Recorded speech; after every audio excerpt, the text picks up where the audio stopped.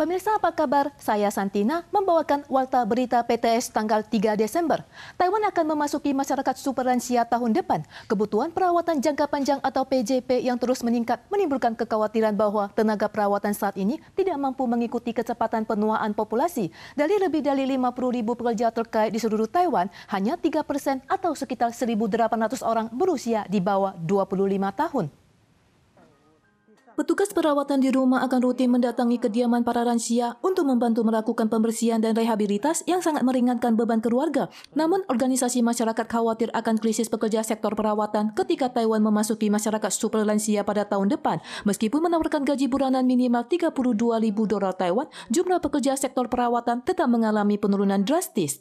所有的物价啦，相关性都在这个涨价，长到2.0，现在的给付支付大概已经7、8年都没有调整了。讲白一点，就是它大概7、8年都没有调薪的。年轻人相对性比较的情况，他当然会选择其他行业。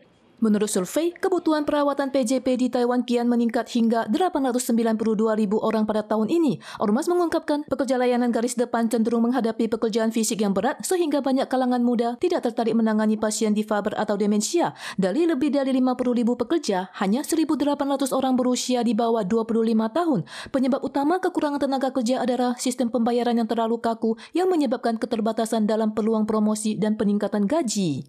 那目前我们现行的照顾组合已经有一些码别是可以有弹性服务的机制可以让服务单位先行提供服务，那再来补后续的程序。 Untuk mengurangi krisis tenaga kerja di sektor PJP, MOHW menyatakan akan segera melakukan penyesuaian pada sistem pembayaran pengasuh rumah tangga. Selain itu, juga akan mendorong kebijakan multi aspek pekerja migran paruh waktu untuk 5 kategori penerima manfaat, termasuk warga yang memiliki kartu disabilitas atau penderita penyakit kritis dan cedera serius. Harga rata-rata bahan bakar penerbangan telah mencapai ambang penurunan selama 3 bulan berturut-turut, sehingga Badan Penerbangan Sipil pada hari ini mengumumkan harga tiket penerbangan domestik akan diturunkan mulai tanggal 31 Desember. Penurunan harga di berbagai rute penerbangan mencapai hingga 6,9%. Rute penerbangan Taipei-Kinmen merupakan rute dengan penurunan terbesar. Penumpang dapat menghemat hingga 182 dolar Taiwan.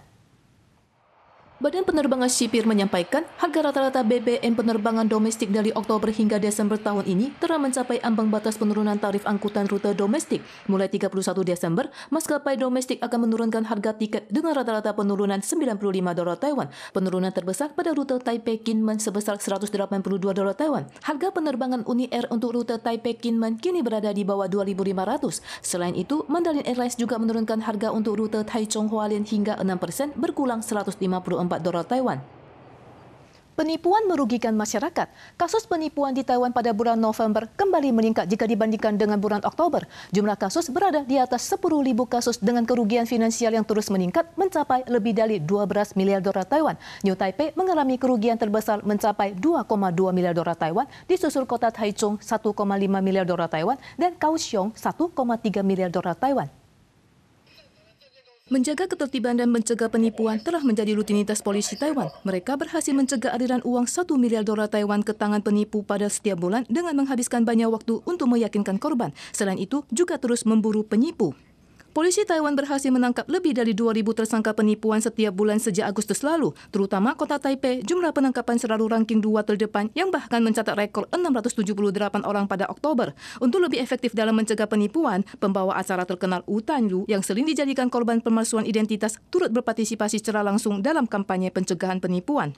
从头到尾一直在被用，一直到昨天，还有人打电话给我，问我说。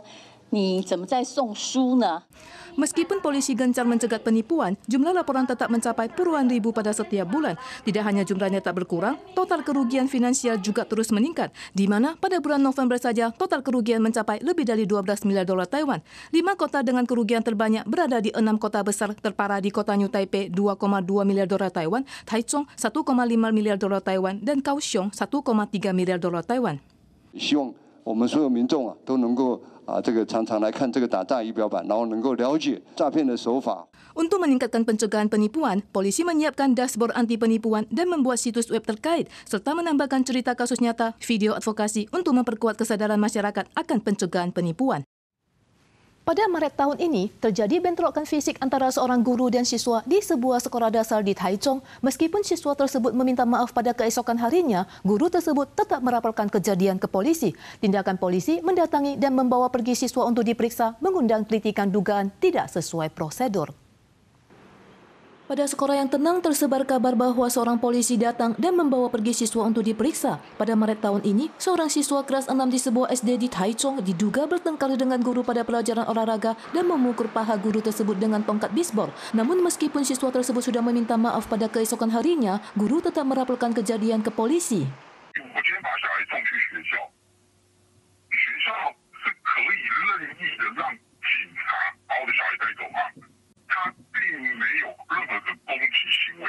Dua polisi dengan seragam lengkap mendatangi sekolah dan membawa pergi siswa dan guru tanpa didampingi orang tua atau wali. Meskipun kemudian guru tersebut menarik kembali gugatannya, kepala sekolah mengatakan polisi secara langsung membawa siswa pergi tanpa izin yang menurut peraturan yang berlaku, kecuali dalam situasi darurat, polisi harus mendapatkan persetujuan dari pihak sekolah untuk memasuki sekolah. Pihak kepolisian Taichung mengakui bahwa memang ada kelalaian dalam prosedur. 帮忙沟通，帮忙协调，所以同仁才会第一时间想说先带回派出所。 Kejadian serupa juga terjadi di sebuah sekolah dasar di Kaohsiung pada Jumat lalu. Orang tua yang merasa tidak puas karena barang-barang anaknya sering hilang di sekolah melapor polisi dan meminta dua petugas polisi untuk mendatangi sekolah dan memeriksa tas siswa di kelas. Namun pihak sekolah hanya menyetujui polisi untuk masuk sekolah dan mengawasi dari jarak jauh. Tragedi berdesakan terjadi di negara Afrika Barat Guinea. Insiden ini terjadi dalam sebuah pertandingan sepak bola yang diadakan di kota terbesar kedua, N'Djamena. Ketegangan dipicu oleh ketidakpuasan para supporter terhadap keputusan kontroversial wasit yang kemudian memicu konflik di stadion. Insiden ini menyebabkan setidaknya 56 orang meninggal dunia. Banyak warga yang mencoba memanjat tembok stadion untuk melarikan diri dari lokasi bencana. Tragedi berdesakan ini bermula dari ketidakpuasan terhadap keputusan wasit pada sebuah pertandingan sepak bola pada tanggal 1 yang memicu bentrokan antara dua kelompok supporter. Kejadian ini menyebabkan kerusuhan yang berujung pada insiden saling injak. Associated Press melaporkan setidaknya 56 orang tewas dalam insiden. Namun berhubung pemerintah militer mengontrol informasi secara ketat, jumlah korban jiwa mungkin lebih tinggi dari angka yang dilaporkan. Para pemirsa sekalian, sekian Warta Berita PTS. Selanjutnya mari kita saksikan parade balon di Chili. Kita suara lagi di lain kesempatan, tentu saja dalam waktu dan acara yang sama. Sampai jumpa.